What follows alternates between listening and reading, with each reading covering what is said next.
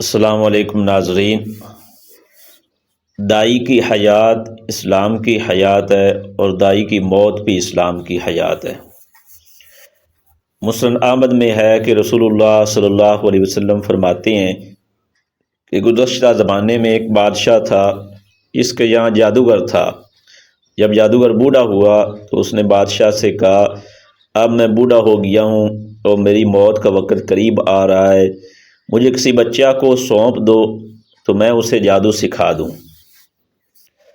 چنانچہ ایک ذہین لڑکے کو وہ تعلیم دینے لگا۔ لڑکا اس کے پاس جاتا تو راستے میں ایک راہب کا گھر پڑتا، جہاں وہ عبادت میں اور کبھی واعظ میں مشغول ہوتا۔ یہ لڑکا بھی کھڑا ہو جاتا اور اس کے طریقے عبادت کو دیکھتا اور واعظ سنتا۔ آتے جاتے یہاں رک جایا کرتا تھا۔ جادوگر بھی مارتا اور ماں باپ بھی، کیونکہ وہاں بھی دیر میں پہنچتا اور یہاں بھی دیر میں آتا۔ ایک دن اس بچے نے راہب کے سامنے اپنی یہ شکایت بیان کی۔ راہب نے کہا، جادوگر تجھ سے پوچھے کہ کیوں کر دیر ہو گئی تو کہہ دینا کہ گھر والوں نے روک لیا تھا، اور گھر والے بگڑیں تو کہہ دینا کہ آج جادوگر نے روک لیا تھا۔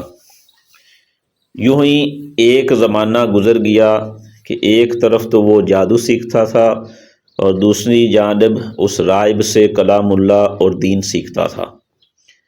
ایک دن یہ دیکھتا ہے کہ راستہ میں ایک زبردست ہیبت ناک جانور پڑا ہوا ہے، لوگوں کی آمد و رفت بند کر رکھی ہے، ادھر والے ادھر اور ادھر والے ادھر نہیں آ سکتے، اور سب لوگ ادھر ادھر حیران و پریشان کھڑے ہیں۔ اس نے اپنے دل میں سوچا کہ آج موقع ہے کہ میں امتحان کر لوں کہ راہب کا دین خدا کو پسند ہے یا جادوگر کا۔ اس نے ایک پتھر اٹھایا اور یہ کہہ کر اس پر پھینکا کہ خدایا، اگر تیرے راہب کا دین اور اس کی تعلیم جادوگر کے عمل سے زیادہ محبوب ہے تو اس جانور کو اس پتھر سے ہلاک کر دے تاکہ لوگوں کو اس بلا سے نجات ملے۔ پتھر کے لگتے ہی وہ جانور مر گیا اور لوگوں کا آنا جانا شروع ہو گیا۔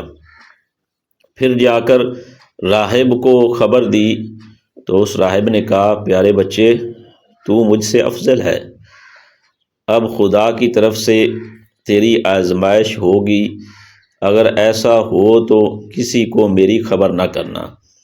اب اس بچے کے پاس حاجت مند لوگوں کا تانتا لگ گیا اور اس کی دعا سے مادرزاد اندھے، کوڑی، جذامی اور ہر قسم کے بیمار اچھے ہونے لگے۔ بادشاہ کے ایک نبینہ وزیر کے کان میں بھی یہ آواز پڑی۔ وہ بڑے تحائف لے کر حاضر ہوا اور کہنے لگا کہ اگر تو مجھے شفا دے دے تو یہ سب میں تجھے دے دوں گا۔ اس نے کہا، شفا میرے ہاتھ میں نہیں، میں کسی کو شفا نہیں دے سکتا، شفا دینے والا تو اللہ وحدہ لا شریک لہ ہے۔ اگر تو اس پر ایمان لانے کا وعدہ کرے تو میں اس سے دعا کروں۔ اس نے اقرار کر لیا کہ بچے نے اس کے لیے دعا کی۔ اللہ نے اس وزیر کو شفا دے دی اور جس طرح اندھا ہونے سے پہلے کام کرتا تھا اسی طرح کرنے لگا اور آنکھیں بالکل روشن ہو گئیں۔ بادشاہ نے متعجب ہو کر پوچھا کہ تجھے آنکھیں کس نے دی؟ اس نے کہا، میرے رب نے۔ بادشاہ بھی اپنے آپ کو رب کہلواتا تھا۔ بادشاہ نے کہا، ہاں یعنی میں نے؟ وزیر نے کہا، نہیں، میرا اور تیرا رب اللہ ہے۔ بادشاہ نے کہا، اچھا تو کیا میرے سوا تیرا کوئی اور رب بھی ہے؟ وزیر نے کہا ہاں، میرا اور تیرا رب اللہ عز و جل ہے۔ اس نے اسے مار پیٹ شروع کر دی اور طرح طرح کی تکلیفیں اور ایذائیں پہنچانے لگا اور پوچھنے لگا، تجھے یہ تعلیم کس نے دی؟ آخر اس نے بتا دیا کہ اس بچے کے ہاتھ پر میں نے اسلام قبول کیا۔ تو بادشاہ نے اسے بچے کو بلوایا اور کہا، اب تو تم جاؤ، اب تم جادو میں خوب کامل ہو گئے ہو کہ اندھوں کو دیکھتا اور بیماروں کو تندرست کرنے لگ گئے ہو۔ اس نے کہا، غلط ہے، نہ میں کسی کو شفا دے سکتا ہوں، نہ جادو وہ شفا اللہ عز و جل کے ہاتھ میں ہے۔ وہ بادشاہ کہنے لگا ہاں یعنی میرے ہاتھ میں ہے، کیونکہ اللہ تو میں ہی ہوں۔ اس نے کہا ہرگز نہیں۔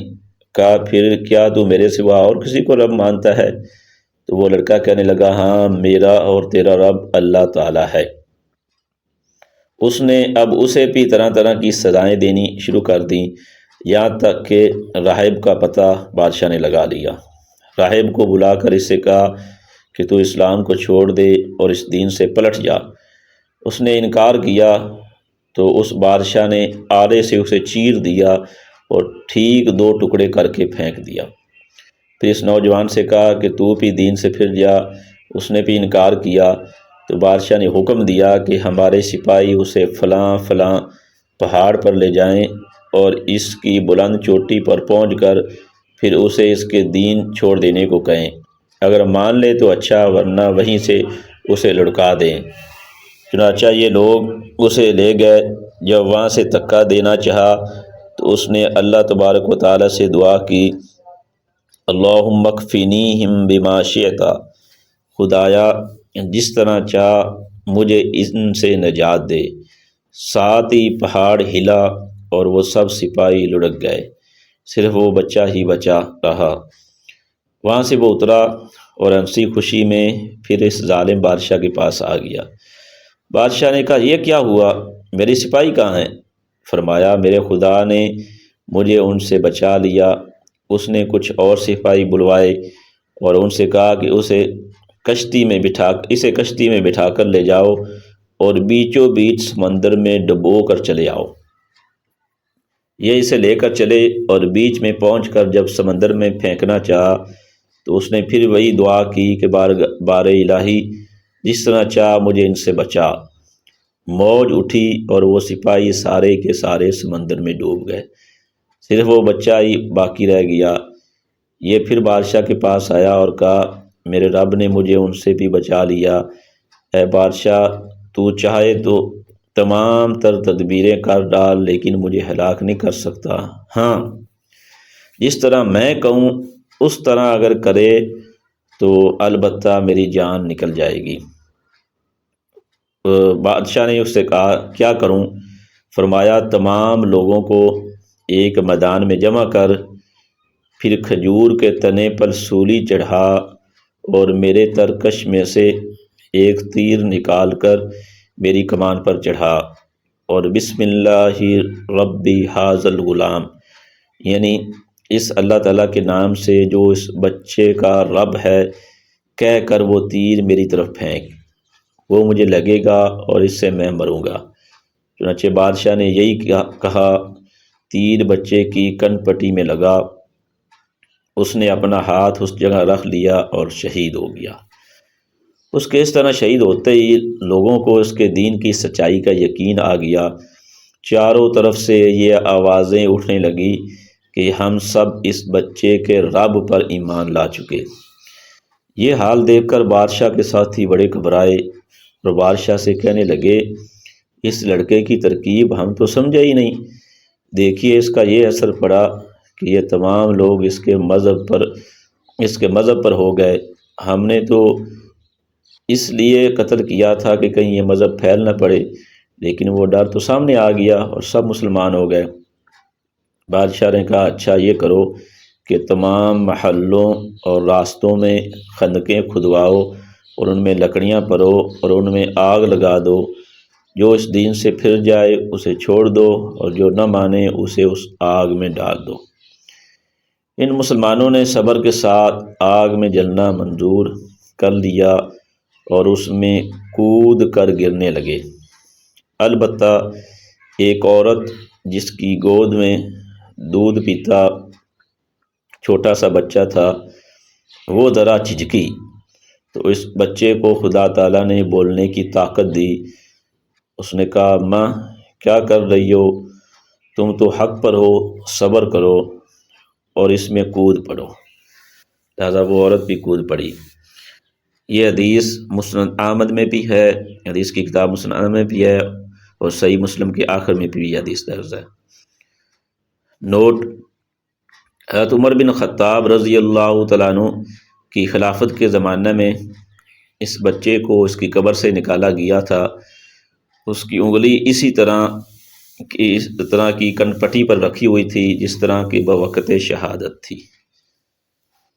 تفسیر ابن کثیر جلد 5 صفحہ 531 میں یہ حدیث درج ہے۔ تاریخ اسباق چینل کے ناظرین، آپ ہمارے چینل کو سبسکرائب کر لیں تاکہ روزانہ کی ویڈیو آپ تک بر وقت پہنچ سکے۔ جزاک اللہ۔